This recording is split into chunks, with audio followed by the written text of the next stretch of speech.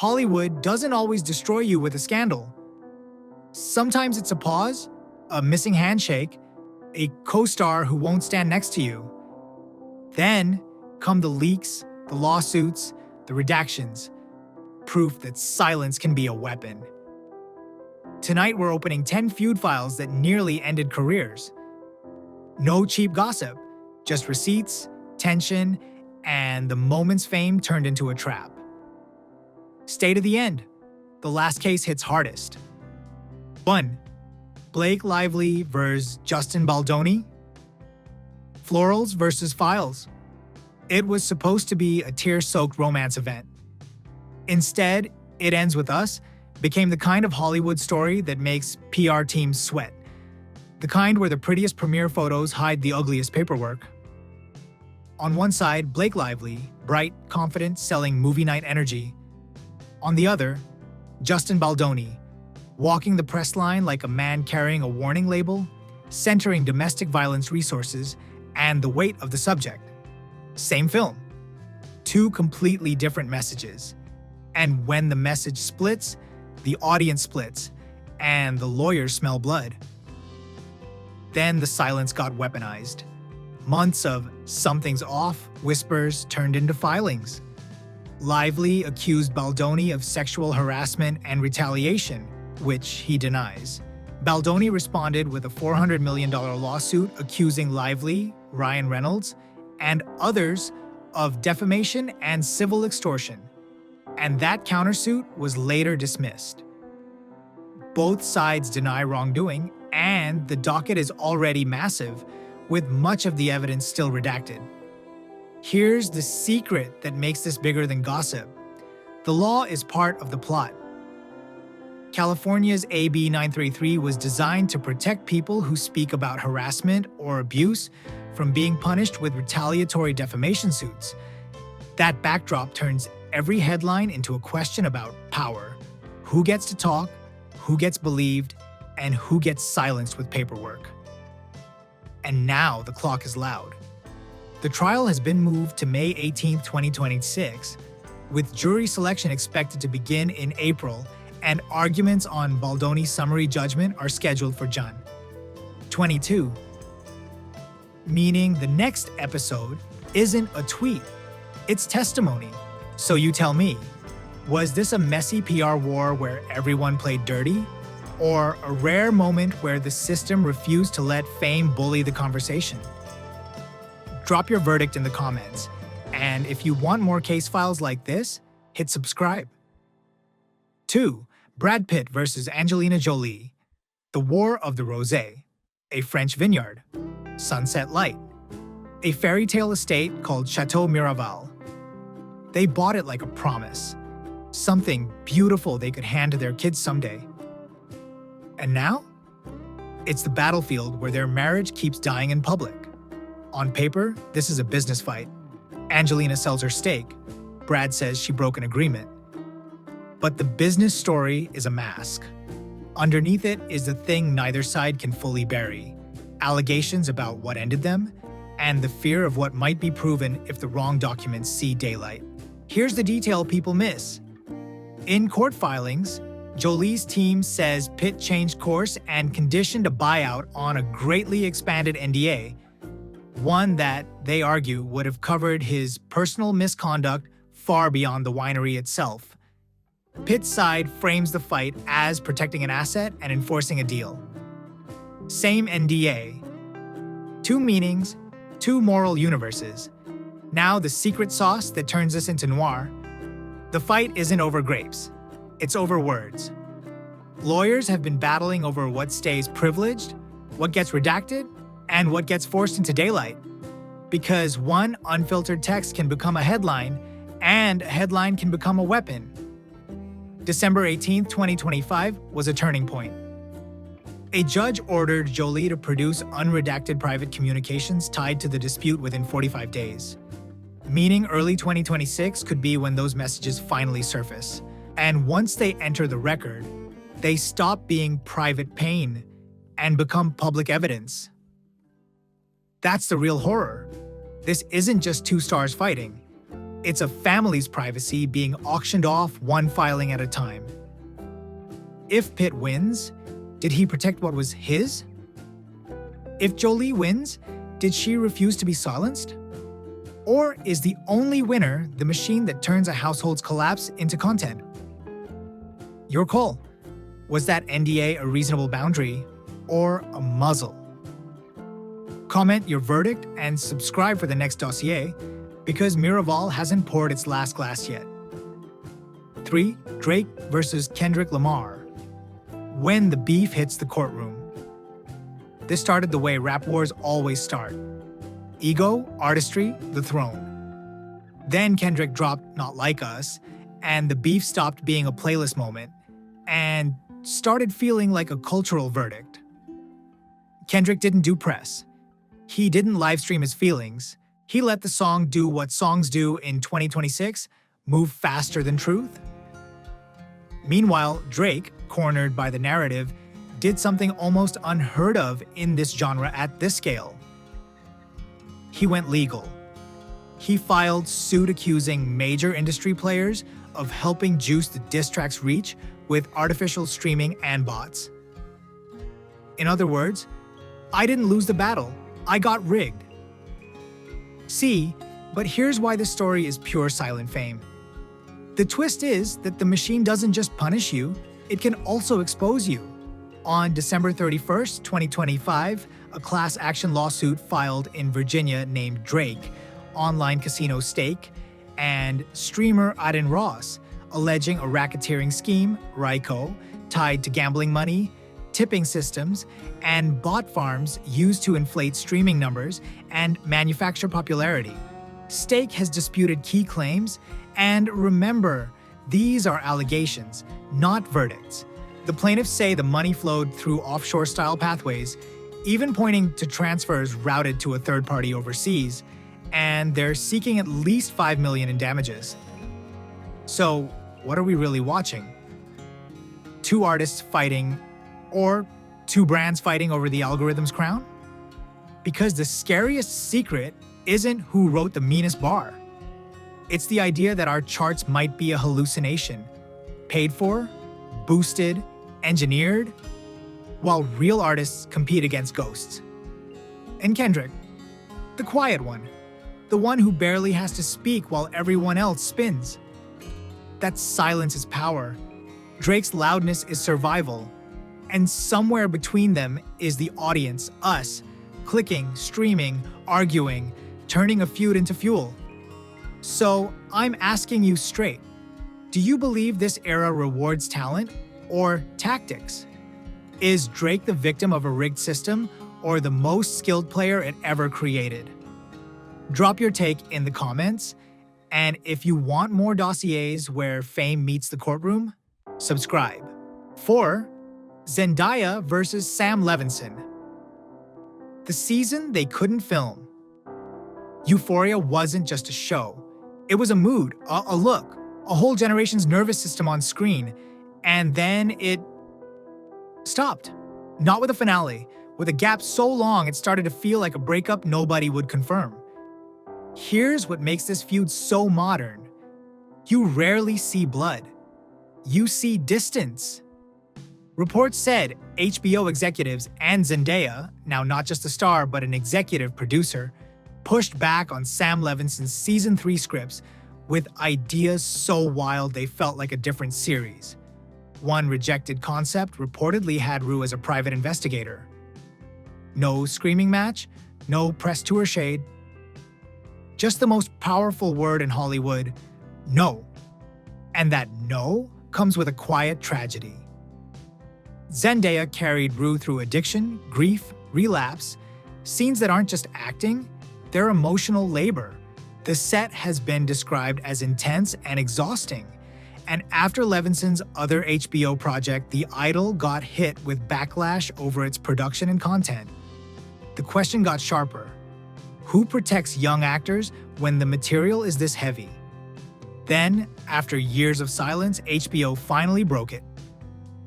Season 3 has an official premiere window, April 2026. 4 years after Season 2 ended. That's not a delay. That's an entire adulthood. So what happened to that gap? My sticky note theory. Zendaya didn't fight with interviews.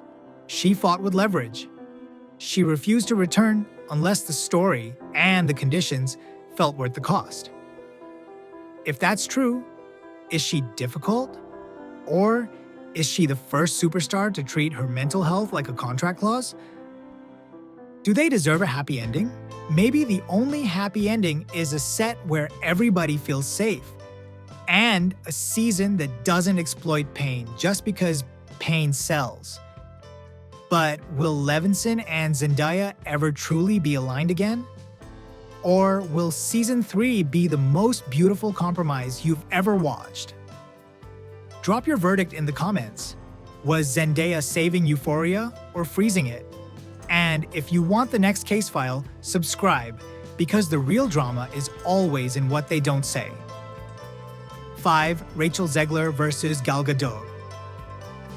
Snow White, but the set wasn't fairy tale. Disney wanted a crown jewel remake. What it got was a cultural street fight dressed in satin. And the strangest part?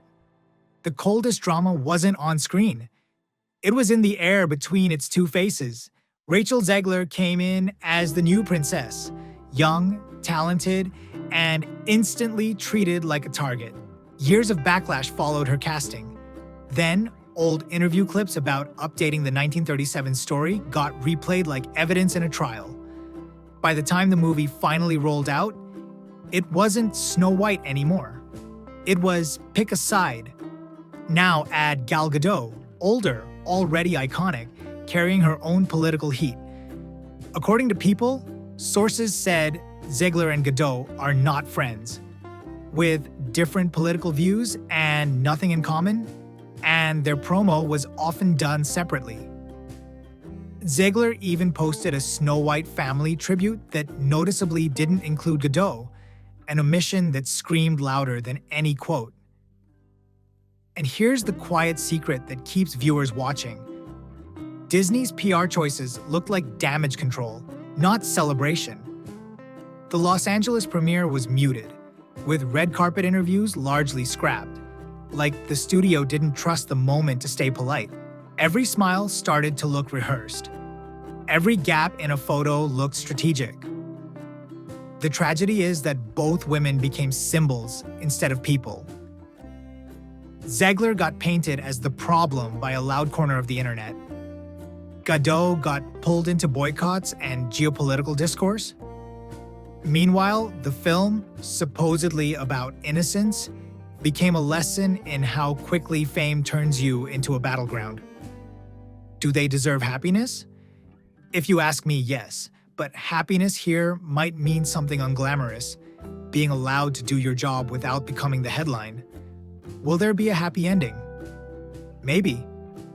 One day, the noise dies, but the receipts stay.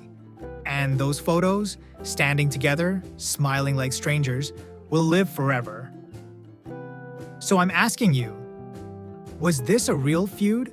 Or two actresses trapped in a PR war they never asked for? Comment your take and subscribe, because the next story is even colder. 6. Rebel Wilson versus Sacha Baron Cohen. The chapter they tried to black out. If Hollywood had a favorite color, it wouldn't be gold. It would be black, the color of redactions, NDAs, and pages you're not allowed to read. Rebel Wilson entered the memoir era with a simple promise: no more playing the funny girl who swallows discomfort to keep the peace. But when Rebel Rising described her time working with Sacha Baron Cohen on Grimsby, the temperature changed instantly. Wilson alleged he repeatedly pushed her toward nudity and, in one moment, pressured her to do something humiliating for a joke. Cohen has denied her claims. Then came the image that screams, "Silent Fame." In the UK, Australia, and New Zealand, an entire chapter was published with heavy redactions, blacked out for legal reasons, not edited, not revised, black bars. Like the industry literally took a marker to her voice. Those black bars became a warning label: speak. and the ink gets expensive. And the tragedy didn't end on the page. Speaking out didn't just cost her a few friendships, it pulled her into a legal storm. Separately, the producers behind her directorial debut The Debs sued her for defamation after she posted accusations online, and in 2025, a production company behind the film sued her in Australia, alleging she sabotaged the release and caused reputational and financial damage. So here's the question that should make your stomach twist. How many people stay silent because they can't afford what comes next? Rebel may be messy, she may be imperfect, but if she believed she was naming something real, does she deserve to be crushed under lawsuits and black ink? Is there a happy ending? Maybe the happiest ending is boring. The film releases, the courts settle it, and she gets to live without being punished for speaking. Or maybe the ending is the lesson Hollywood has taught for a century. If your truth threatens a powerful brand, the silence gets richer than you do. Bravery, or a career gamble. Tell me in the comments and subscribe because the next file is even darker. 7. Vin Diesel versus The Rock? Humbly. With a cold front, Fast and Furious sells one religion, family. But behind the muscle cars and loyalty speeches, the franchise has carried a quieter truth. Two alpha stars who couldn't share the same oxygen without the room-changing temperature. It detonated in 2016 when Dwayne Johnson posted that infamous rant about a male co-star, candy ass, chicken cess, and the internet turned a vague caption into a suspect lineup. Industry coverage quickly pointed at Vin Diesel, and the family brand suddenly looked like a billion-dollar hostage situation. The tragedy isn't just bruised egos. When the top of the call sheet is tense, everybody pays. Crew walks on eggshells, schedules tighten, promo becomes choreography. In Hollywood, conflict doesn't always explode. Sometimes it just freezes the air until the movie itself becomes the compromise. Then came the jump scare, the 2025 Golden Globes. Vin, on stage, goes off script and says it. "Hey, Dwayne." The camera cuts to The Rock, smiling, but tight. Producers later said it wasn't planned. It was live TV chaos captured in one reaction shot. Here's the secret that keeps this feud addictive. The myth pays.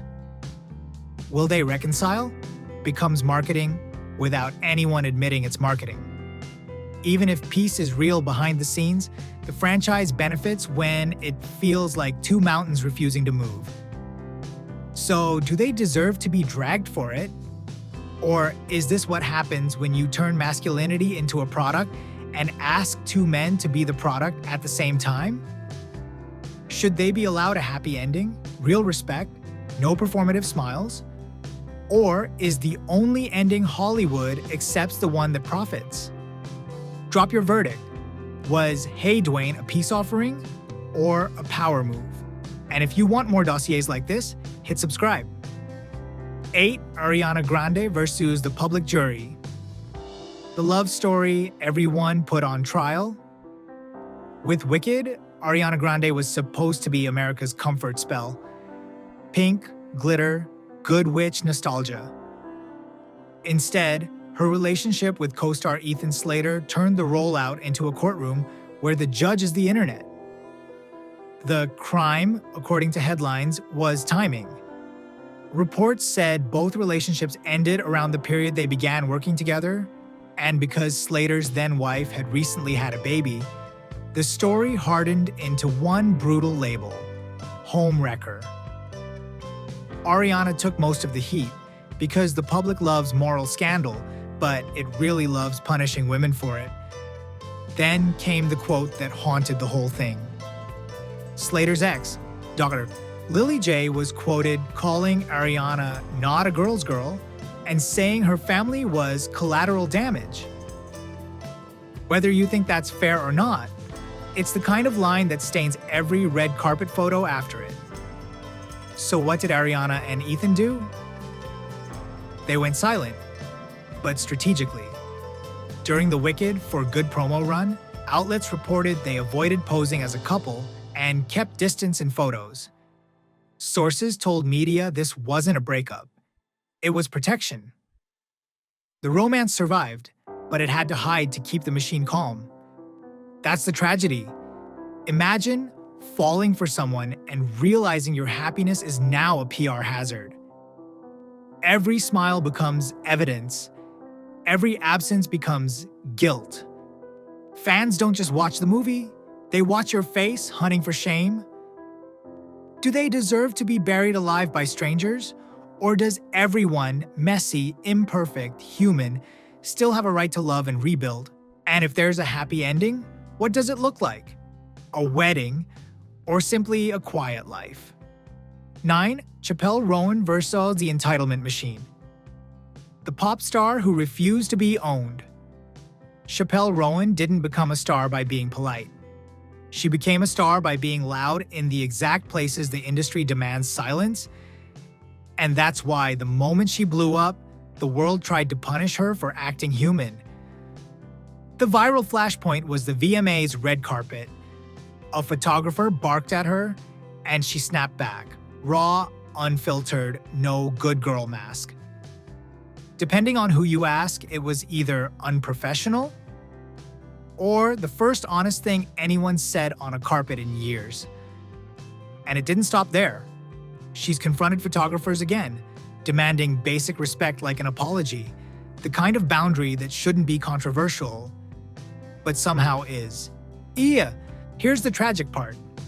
When you're queer, theatrical, and suddenly famous, people don't just want your music. They want access. They want your body in photos, your time in DMs, your softness on command. Roan pushed back publicly. Then later, she pulled out of major appearances to prioritize her health, saying she needed to take care of herself. The secret most viewers miss is how expensive that kind of boundary is. In a BBC interview covered by Entertainment Weekly, she admitted she thinks she'd be way bigger if she basically wore a muzzle, meaning the machine rewards obedience, not honesty, and yet she's still rising. 6 Grammy nominations, a breakout that turned Midwest loneliness into a global sing-along. So is she a diva or a survivor refusing to repeat the old tragedy where the public breaks an artist and calls it entertainment? Does she deserve to be dragged for saying, "Don't yell at me"? Or does every human, famous or not, have a right to safety and happiness? Tell me in the comments, is Chappelle too much? Or is the world taking too much? And subscribe, because this next file proves the algorithm can turn women into enemies even when they never declared war. 10. Taylor Swift versus Billie Eilish. The Variant Wars, when music became a sales tactic. This isn't a feud with a screaming match. It's worse. It's a feud where the weapons are vinyl colors, bonus tracks, limited time drops, and fan armies who treat charts like religion. Billie Eilish lit the fuse in a Billboard interview when she criticized the industry's obsession with releasing multiple vinyl variants, calling it wasteful and admitting it feels like a game everyone's forced to play. The internet instantly decided she was subtweeting Taylor Swift, the artist most associated with mega variant rollouts. Then, Billie had to do the modern pop star walk of shame, clarifying she wasn't singling anyone out. Because even when you speak about the system demands a villain. And here's the brutal irony. Both women are trapped by the same machine in opposite ways. Taylor's strategy feeds superfans and breaks records. Billie's critique feeds the conscience and triggers backlash. Meanwhile, the scoreboard keeps ticking. When Billie's Hit Me Hard and Soft arrived, it debuted at number 2, while Taylor's The Tortured Poets Department stayed number 1. Fuel for fan wars that act like numbers are the only proof that art matters. Billboard. The secret is that the fight isn't really Taylor versus Billie. It's artist versus algorithm. And the algorithm loves conflict. Even awards nights become ammo. In 2025, both left the Grammys without wins, and the internet still turned it into a referendum on worth. People.com. So who's right? The one playing the game to keep the lights on? Or the one calling the game rigged while still having to play? And do they deserve happiness? Quiet, human happiness without being turned into symbols for strangers to battle over. So, who was treated the most unfairly? Who crossed the line and still got away with it? And which feud do you think won't end until someone finally breaks the silence? Drop your verdict in the comments. I'm reading. If you want more Hollywood case files told like a thriller, hit subscribe and turn on notifications because the next story is already brewing behind closed doors.